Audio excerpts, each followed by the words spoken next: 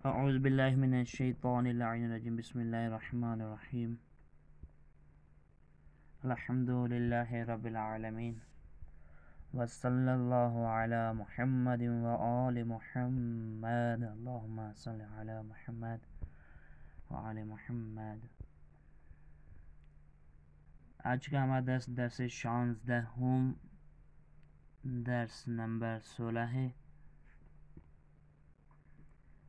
सबसे पहले हमारी जो तरतीब है वाजिहा कुछ अल्फाज सीखते हैं, तो चलते हैं अल्फाज की तरफ। उसके बाद कुछ नुक्ते और उनकी बनाने की और उनकी तमीर करने की बारी है। درس 16 واژه آموزی حرف سین. گوش کنید و بخوانید.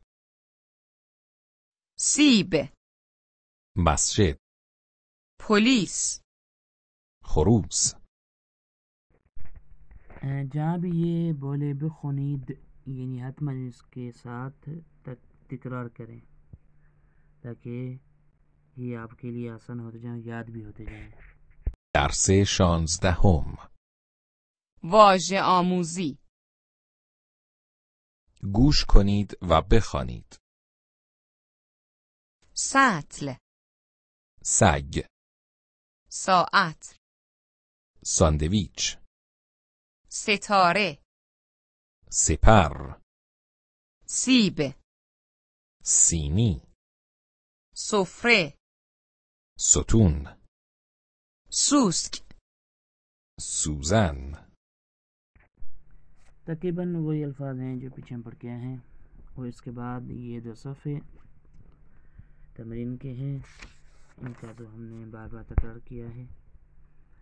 तो इसके बाद है हुर्फ शीन में तकरीबन वही अल्फाज हैं जो हम पढ़ के आए हैं, और कोशिश करते हैं इनको सुने और इनको तकरार करें और इनका उच्चार लबो लहजा याद कर लें। 16 واژه آموزی حرف شین. گوش کنید و بخوانید. شتر، بشقاب، ریش. گوش. درس 16 واژه آموزی. گوش کنید و بخوانید. شلوار، شمع، شانه. شاخ، شکر، شکارچی، شیر. شیرینی، شتر، شترمرغ، شوفاژ. شومینه. इसके बाद वाले दो सफ़े ये आपके तमरीन के सफ़े हैं, और इस तमरीन को हल करना है।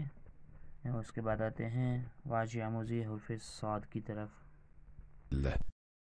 درس 16 واژه آموزی حرف صاد. گوش کنید و بخوانید. صندلی، حصیر، ناقص. قرص. यहाँ पे नाकिस की माना वही हमारी उर्दू वाली होगी, यानी कामिल ना हो, टूटा हुआ हो, जो मिसाल के तौर पे उसको भी नाकिस बोलते हैं। 1 درس 16 واژه آموزی.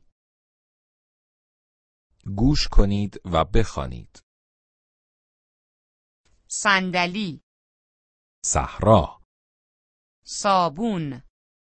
صاعقه، صفر، صدا، حصیر. مصیبت، صبح، صبحانه، صورت. صورتی. यहाँ पे इसने लफ्ज़ संदली शुरू बोला, लेकिन शुरू में लफ्ज़ होगा संदूक। संदूक की तकरीबन उर्दू वाली माना है यानी वही पैसों रखने वाली तिजोरी। तो अगले दो सफ़े आपके तमरीन के सफ़े हैं। चलते हैं इसके बाद वाले सफ़े पर हुरूफ ज़वाद के वाजिहा अल्फाज की तरफ। गुश कुनीद व बेखुनीद, बेखुनीद यानी हतमन पढ़ें, इसके साथ तकरार करते हैं ताकि आपको ये याद हो जाए. درس 16 واژه‌آموزی حرف زاد. گوش کنید و بخوانید. ضبط. فضانورد. عرض. مریض. درس 16 واژه‌آموزی. گوش کنید و بخوانید. ضبط. ضعیف. امضا. فضانورد. ضلع. ضد. ریاضی. قاضی. عضله. وضو. एक लफ्ज़ यहाँ मीनिंग है ज़िद, अपोजिट. इसकी मीनिंग होगी ऐसा ना हो कि यहाँ बाद में कहें ज़िद की माना क्या है. ज़िद यानी मुखालिफ जो आता है, जो मुकाबले में होता है, उसको बोलते हैं ज़िद. ज़िद वो नहीं है जो उस पर बंदा अट जाए और किसी की बात ना माने. इसके बाद ये दोनों सफ़े आपके तमरीन के हैं, इन दो सफ़ों को हल करना है. उसके बाद आते हैं अहम चीज़ की तरफ, नुक्ते हाशतुम यानी 8वां नुक्ता. आज तक हमने जो नुक्ते पढ़े हैं उनमें से 8वां नुक्ता. लुत्फ़न तवज्जो कुनीद यानी मेहरबानी करके तवज्जो दें. आमोज़िश आदद, सीखते हैं आदद को. 1 2 3 4 5 6 7 8 9 10. कोशिश करें इसको सुने और जिस तरीके से इसने लिखे हैं इस तरीके से लिखें. फ़ारसी में अदद लिखने की कोशिश की, अदद लिखने की बहुत ज़रूरत पड़ेगी हमें. درس 16 نکته 8. لطفاً توجه کنید. آموزش عدد. 1 2 3 4 5 6 7 8 9 10. ये गिनती के 10 तक हमने पढ़े. आज के लिए यही काफ़ी था. आगे चलते हैं. आगे सफ़े पे तमरीन है. इसमें है तमीन वाज़मून. तमीन वाज़मून मानंद मिसाल बेनविसीद. जिस तरीके से इसने लिखा है कि एक, उसके नीचे एक लिखा है, और फिर दोबारा नीचे वाली तमीन को देखें, उसमें लिखा है एक, और ऊपर लिखे हुए भी अदद दिए इसने आगे पीछे करके. तो इनका जो अदद है उसके नीचे लिखना है, और जो लिखे हुए हैं उनके नीचे अदद देना है कि ये कितने लिखे हुए हैं. इस तमरीन को पूरा कीजिए और इसके बाद चलते हैं अगले सफ़े पर. 16 جمله سازی با عدد. گوش کنید و بخوانید. من 1 سیب دارم. آنها 6 توپ دارند. تو 2 پرتقال داری.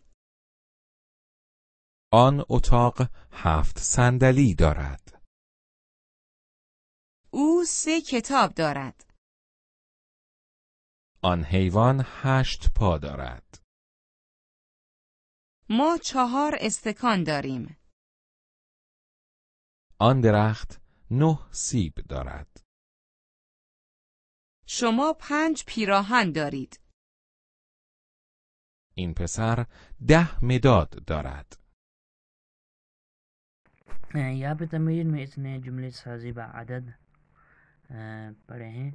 तो यानी अदद को लाया है, उसके साथ वही जुमला जो हमने कहा था कि मैन मिसाल के तौर पे पेहन दौरान, या मैन सीब दौरान, मैन पुर्तकाल दौरान. अब जितनी है उसके दरमियान में सिर्फ अदद लाया है कि अदद कैसे इस्तेमाल करते हैं. जैसे मैन एक پیراهن دارم, او 3 کتاب دارد, شما 5 سیب دارید. तो ये इस तरीके से इसने जुमले बनाए हैं और इसको याद कीजिए, तकरार कीजिए और इस तरीके से आप भी कुछ जुमले बनाएं और उनको अगर हो सके तो हमारे पास भेज भी दीजिएगा, वरना जुमले बनाएं ज़रूरी इस तरीके से। अब इस सफ़े पर हम लफ्ज़ मी खानम के बारे में सीखेंगे, यानी मैं पढ़ता हूँ। जिसे हमने दारम यानी है के बारे में पढ़ा, अस्त दारम यानी मेरे पास है, अस्त यानी है। अब पढ़ेंगे खानदान यानी पढ़ना, जिसे मैं कहता हूँ कि मैन मी खानम यानी मैं पढ़ूँगा या मैं पढ़ता हूँ। तू मी खानी तू पढ़ेगा, ऊ मी खानद वो पढ़ता है, मा मी खानीम हम पढ़ते हैं, शुमा मी खानिद आप पढ़ते हैं, आनहा मी खानंद वो पढ़ते हैं सब।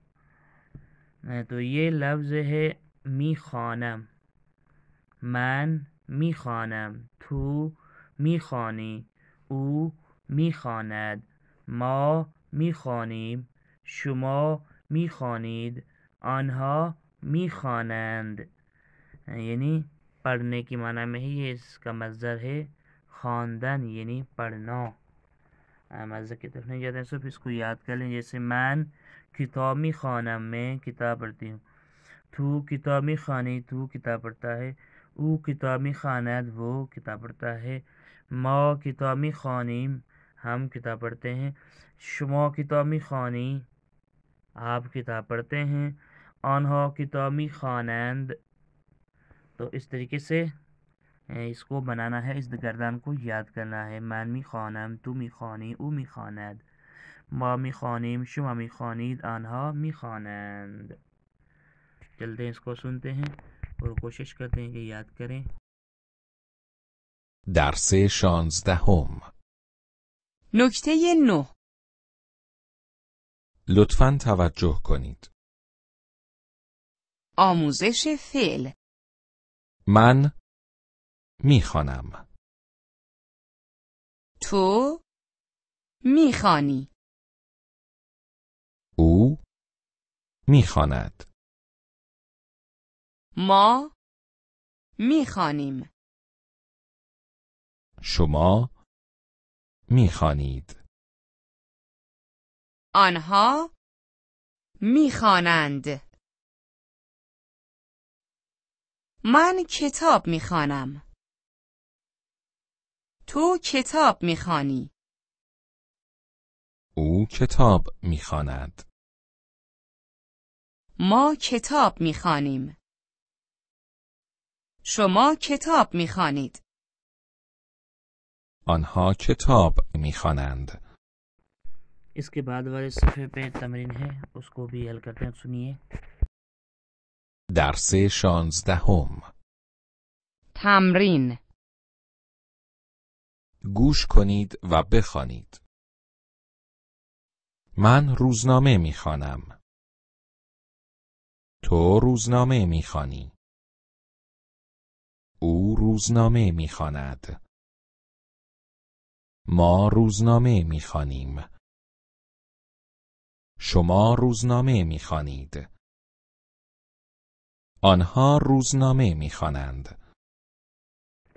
इसके बाद वाले सफ़े पे पहले सवाल करेगा, फिर उसका जवाब देगा। ये तमरीन है, लेकिन कोशिश करते हैं आपको हल कराएं। ये मिसाल के सवाल का हमने कहा था कि चे के ज़रिए सवाल किया जाता है। मिसाल के तौर पे आप देखें, शुमाचे मिखानीद यानी आप क्या पढ़ रहे हैं, मौक़िता मिखानीम हम किताब पढ़ रहे हैं। तो इसी तरीके से आगे की तमरीन है, उसको सुनते हैं और रिपीट करते हैं। 16 تمرین. بخوانید و گفتگو کنید. 1. شما چه میخوانید؟ ما کتاب میخوانیم. 2. او چه میخواند؟ او روزنامه میخواند. 3. آیا آنها کتاب میخوانند؟ بله، آنها کتاب میخوانند. 4. شما چه میخوانید؟ ما روزنامه میخوانیم. 5. شما چه میخوانی؟ من روزنامه میخوانم. यहाँ पे अपने क्या करेंगे तो शुमा के साथ लफ्ज़ तू लिखा होता है। शुमा ये अदब के एतबार से बोला जाता है। मिसाल को जैसे हम बोलते हैं आप और तुम दोनों एक ही है, तो ये अदब के लिहाज से आप बोला जाता है, लेकिन वहाँ पे तुम एक के लिए। लेकिन अगर एक के लिए आप जमा बोलेंगे तो ये अदब व एहतराम के लिहाज से होगा। आगे सफ़े की तमरीन को हल करते हैं। 6. آیا شما کتاب میخوانید؟ بله ما کتاب میخوانیم. 7. آیا او روزنامه میخواند؟ نه او کتاب میخواند. 8. آیا آنها روزنامه میخوانند؟ بله آنها روزنامه میخوانند. 9. آیا شما روزنامه میخوانی؟ نه من کتاب میخوانم. 10. این خانم چه میخواند؟ این خانم کتاب میخواند. अब इस सफ़े पर ये सवाल और जवाब हैं जो आपने 10 पढ़ा है, उसके मुताबिक इन सवाल और जवाब को हल करना है। कोशिश करें कि इस सफ़े को सुने सही, लेकिन जल्दी ना करें हल करने की। पिछले 10 को बार बार सुने और उसको तकरार के लिख कर लास्ट में आकर इसको इस सफ़े को जो है ना हल करें, तो फिर आपको पता चलेगा वाकई दर्स मुझे कितना याद हुआ है आज का और कितना मुझे समझ में आया है। मिसाल के तौर पे जैसे ऊँचे मी खानद, उसके जवाब में क्या आएगा? ऊ रोज़नामे मी खानम ऊ नहीं, ऊ रोज़नामे मी खानद दुरुस्त है। ऊ रोज़नामे मी खानी नहीं, मी खानी तू के लिए आएगा, मी खानम मन के लिए आएगा। इस तरीके से बाकी हल करनी है। لطفاً پاسخ درست را انتخاب کنید. مثال او چه میخواند؟ الف. او روزنامه میخوانم. ب. او روزنامه میخواند. جیم. او کتاب میخوانی. 1. شما چه میخوانی؟ الف. من کتاب میخوانم. ب. من کتاب میخوانی. جیم. من روزنامه میخواند. 2. آنها چه میخوانند؟ الف. آنها کتاب میخوانیم. ب. آنها روزنامه میخوانید. جیم. آنها روزنامه میخوانند. 3. آیا شما کتاب میخوانید؟ الف. بله من کتاب میخوانیم. ب. نه او کتاب میخوانید. جیم. بله ما کتاب میخوانیم. 4. آیا آنها روزنامه میخوانند؟ الف. بله آنها روزنامه میخوانند. ب. نه آنها روزنامه میخوانیم. جیم. بله ما روزنامه میخوانیم. 5. آیا او کتاب میخواند؟ الف. نه او کتاب میخواند. ب. نه او روزنامه میخوانیم. جیم. نه او روزنامه میخواند. इसके बाद वाला सफ़ा बहुत अहम है। बेखौनीद, इसको गौर से पढ़िएगा और जितना हो सके इसको तकरार कीजिएगा। इस तमरीन को हतमन याद कर लें, सफ़े को हिफ्ज़ कर लें, सफ़े को हर दस के सफ़े को हिफ्ज़ कर लें। चलो इसको सुनते हैं।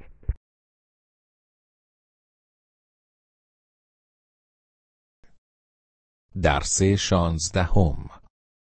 بخوانید. ستاره. شترمرغ. حصیر. صندلی. شانه. قرص. شیرینی. سیر. صورتی. شمع. صابون. قاضی. ضعیف. شلوار. سوسک. شانه. سطل. صبحانه.